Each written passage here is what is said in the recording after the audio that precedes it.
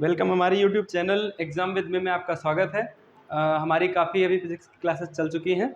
अगली क्लास हमारी रहेगी प्रमुख मात्रकों के मान तथा उनकी एक पद्धति से दूसरी पद्धति में उनका रूपांतरण। ठीक है, तो मेरा नाम उपेंद्र शुक्ला और जैसा कि आप जानते हैं मैं आपकी फिजिक्स की क्लासेस लेता हूँ। चलिए ठीक है, चलते हैं अगली स्लाइड में।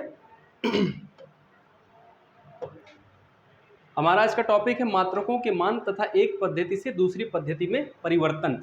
क्या मात्रक हैं और उन मात्रकों के क्या मान हैं और उनका एक पद्धति से दूसरी पद्धति में परिवर्तन कैसे किया जा सकता है। ठीक है, सबसे पहला जो हमारा मात्रक है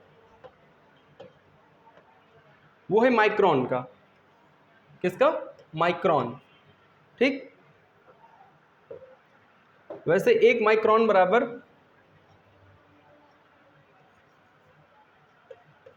10⁻⁻⁶ मीटर होता है।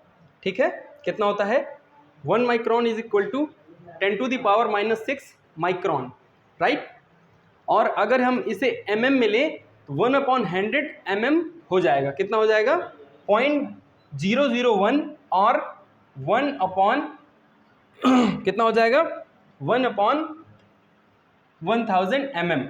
किसकी बात हो रही है? एक माइक्रोन की बात हो रही है। ठीक है, अगला है हमारा एक पौंड। पौंड बेसिकली किसका? वेट के लिए यूज करते हैं हम। किसके लिए यूज करते हैं? वेट। वेट यानी वजन के लिए।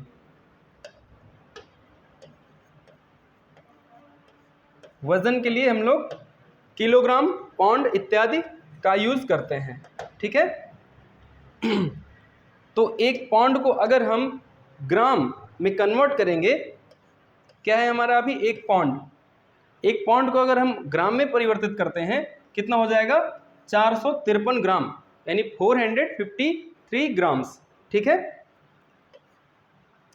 अगला है हमारा लंबाई से रिलेटेड मात्रक। ठीक है, किससे रिलेटेड? लंबाई से।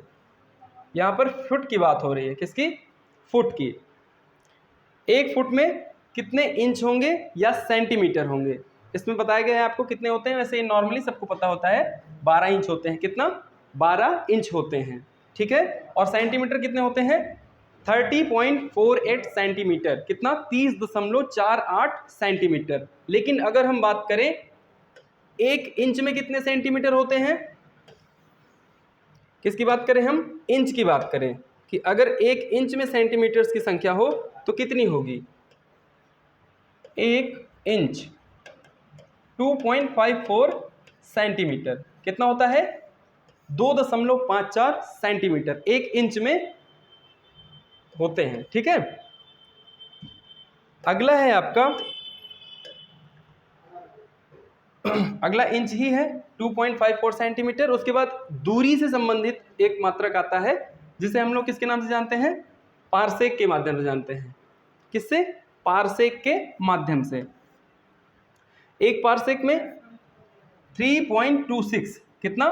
3.26 3.26 प्रकाश वर्ष होते हैं। ठीक है, और अगर एक प्रकाश वर्ष की बात की जाए कि एक प्रकाश वर्ष में कितने मीटर होंगे, तो उसमें होते हैं 10⁻16 यानी 10⁻16 मीटर। आगे दिया भी गया है एक प्रकाश वर्ष बराबर 10⁻16 मीटर। लगभग कितना? 10⁻16 मीटर अप्रॉक्सीमेट, यानी लगभग, इससे मिलता जुलता, थोड़ा सा इससे कम या ज़्यादा हो सकता है। अगला है हमारा किलोवाट घंटा। ये होता है बेसिकली जब हम कोई ऊर्जा यूज करते हैं इलेक्ट्रिसिटी वाली। किसकी? इलेक्ट्रिसिटी से संबंधित ऊर्जा जब हम यूज करते हैं तो वहाँ पर हम लोग kWh, kilowatt hour, kilowatt hour यानी कि 1 किलोवाट घंटा, ठीक है, बराबर 1 यूनिट मानी जाती है। ठीक, देखिए अगर घरेलू यूनिट निकालने का सूत्र भी एक आपको बताया जाए, वो होता है दिन गुणे घंटा गुणे वॉट बटे 1000। ये होता है एक यूनिट निकालने का सूत्र। एक दिन में जितने घंटे चलेंगे, जितने वॉट चलेंगे, उसमें से 1000 का आप क्या करेंगे? डिवाइडेशन। ठीक है, उससे आप एक यूनिट की वैल्यू निकाल लेते हैं। और एक यूनिट का मतलब क्या होता है, 1 किलोवाट घंटा, 1 kWh। ठीक है, ये होता है बेसिकली घर की यूनिट निकालने का फॉर्मूला, और 1 किलोवाट घंटा बराबर 1 यूनिट। ठीक है, अगली स्लाइड में हम चलते हैं। अब इसमें आ रहा है आपका प्रत्यावर्ती धारा। प्रत्यावर्ती धारा यानी alternative current. Alternative current AC. AC को डीसी यानी दिष्ट धारा में परिवर्तित करने वाली विधि क्या कहलाती है? उस विधि का क्या नाम है? दिष्टकरण। क्या कहलाता है? दिष्टकरण या रेक्टिफायर। क्या कहलाता है? रेक्टिफायर।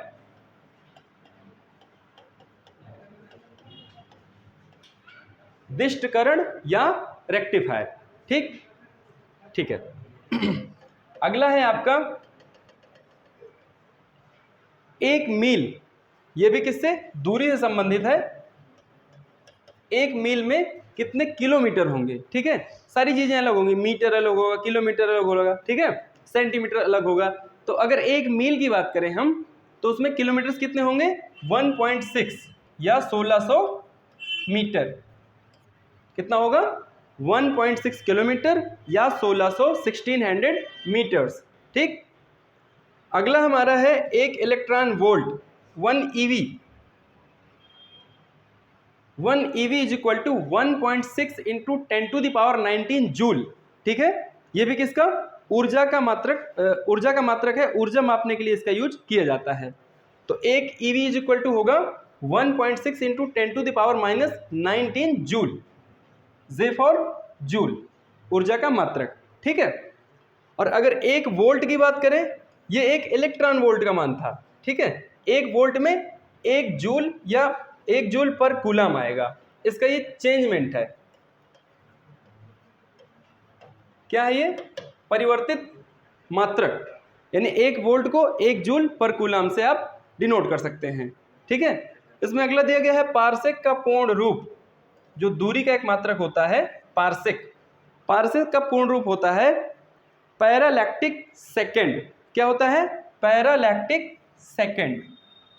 ठीक है, उसके बाद अगला आता है जीबी। ये स्टोरेज से संबंधित है। जीबी किसी भी कंप्यूटर या किसी भी ऐसी डिवाइस में जिसमें आप डेटा को क्या करते हैं? स्टोरेज करते हैं। उसको मापते किस चीज़ से हैं? तो वो कुछ भी हो सकता है। आपका बाइट हो सकता है, किलोबाइट हो सकता है, गीगाबाइट हो सकता है, मेगाबाइट हो सकता है, टेराबाइट हो सकता है, या इससे भी अपर कैटेगरी होती हैं, उनमें से वो कुछ भी हो सकता है। तो उसमें बताया गया है कि 1 जीबी, जीबी मतलब गीगाबाइट। क्या है? Gigabyte.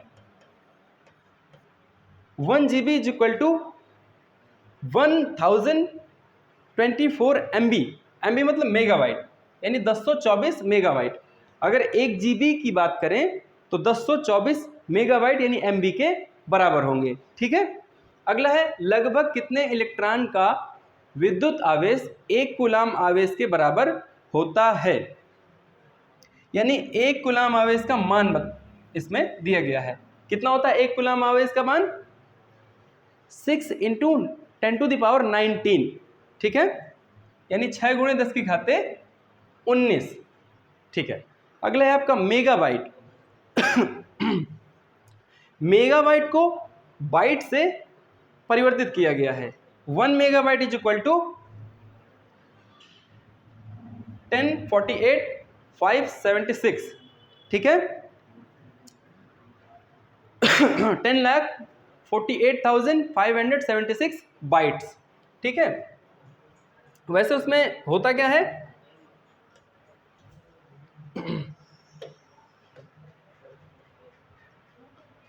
1 megabyte MB, sorry, 1 megabyte is equal to 1024 byte. ठीक है, तो इसी से मल्टीप्लाई करके आप निकाल सकते हैं 10,48,576 बाइट्स निकलेंगे। ठीक है, अगला है आपका गुरुत्वीय स्थिरांक यानी कैपिटल G का मान स्मॉल जी के सापेक्ष होता है तो उसका ये फॉर्मूला है small G is equal to capital G M upon R square. ठीक है, आर क्या है? रेडियस, रेडियस यानी पृथ्वी की त्रिज्या। ठीक है, जी क्या है? गुरुत्वाकर्षण स्थिरांक। एम क्या है? जो मैग्नेटिक इफेक्ट पड़ता है वो है एम। ठीक, अगला आपका एक फैदम। फैदम ये आपकी दूरी से संबंधित होती है या लंबाई मापने की एक इकाई है फैदम। तो एक फैदम में कितने फीट होंगे? इसमें होंगे 6 फीट। फीट की बात करें तो इसमें 6 फीट होंगे, लेकिन अगर मीटर की बात करें तो 1.8 मीटर होंगे। कितने? 1.8 मीटर होंगे इसमें। किसमें? एक फैदम में।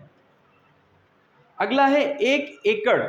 एकड़ ये आपकी फील्ड मापना हो या कोई खेत मापना हो या बहुत बड़ा प्लाट हो उसे मापना हो तो हम लोग एकड़ का यूज करते हैं। किसका? एकड़ का। यानी एक एकड़ में 10 टू द पावर 4 यानी 1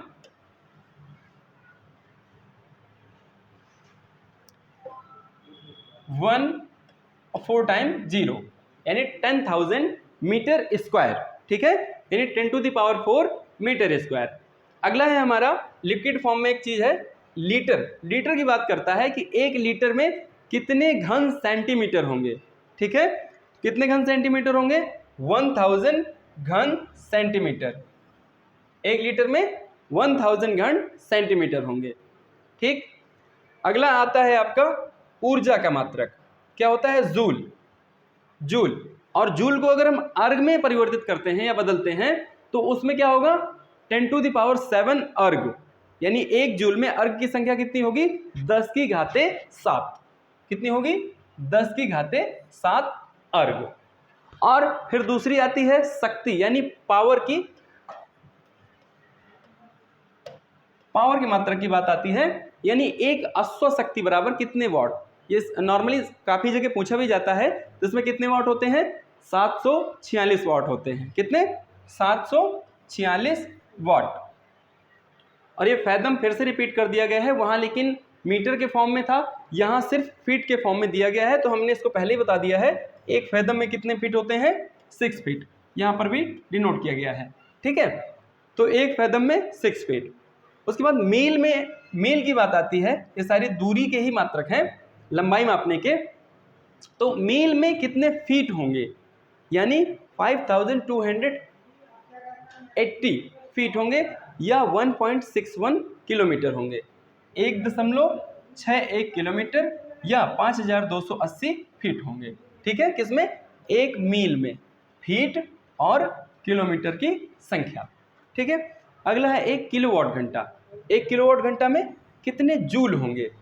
एक किलोवाट घंटा में सबसे पहले 1000 वाट घंटा हो सकते हैं या 3.6 into 10 to the power 6 joule हो सकते हैं। ठीक है, अगर वाट घंटा की बात करेंगे तो 1000 वाट घंटा हो सकते हैं, या अगर जूल की बात करेंगे तो 3600 जूल या 3.6 into 10 to the power 6 joule हो सकते हैं। ठीक है, अगला है आपका एक खगोलकीय मात्रक। एक खगोलकीय मात्रक में कितने मीटर होंगे? इसमें होंगे 1.496 into 10 to the power 11 metre, यानी 1.496 गुणे 10 की घाते माइनस 10 की घाते 11 मीटर। माइनस में नहीं होगा, ये पॉजिटिव ही रहता है। 1.496 गुणे 10 की घाते 11 मीटर। और अगर एक नॉटिकल मील की बात करें तो एक नॉटिकल मील में होंगे 1.852 किलोमीटर। इसमें किलोमीटर फॉर्म में बताया गया है तो कितना होगा? 1.852 किलोमीटर। अब आती है अगली बात फर्मी की।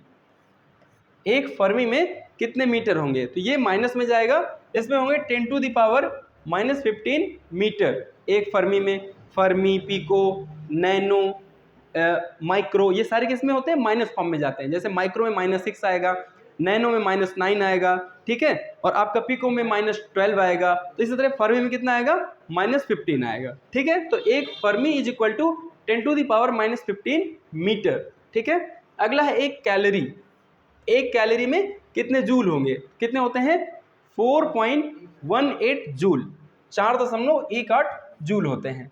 ठीक है, अगला है 1 electron volt 1 EV is equal to 1.16 into 10 to the power minus 19 joule, 1.16 गुणे 10 की घाते माइनस 19 जूल। ये एक EV की वैल्यू है, एक इलेक्ट्रॉन वोल्ट की वैल्यू है। अगला है 1 किलो कैलोरी, किसकी बात हो रही है? कैलोरी की, बट यहाँ पर क्या है? किलो।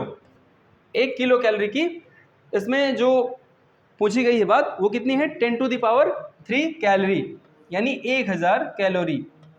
वैसे किसकी बात हो रही है? किलो की, तो ये 1000 में पहुंच जाएगा। ठीक है, 1 किलोवाट घंटा, अगर 1 किलोवाट घंटा है तो उसको हम जूल में डिवाइड करेंगे तो कितना होगा? 3600 जूल।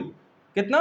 3600 जूल, यानी 3600 जूल। उसके बाद है 1 मिली सेकेंड, किसमें? मिली सेकेंड की बात की गई है, तो इसमें कितना होगा? 10 to the power minus 3 second, 10 की घाते माइनस 3 सेकेंड। उसके बाद एक आएगा माइक्रो। क्या आएगा? माइक्रो। थोड़ी देर पहले ही बताया है, एक माइक्रो में कितने? माइक्रो सेकेंड में कितने?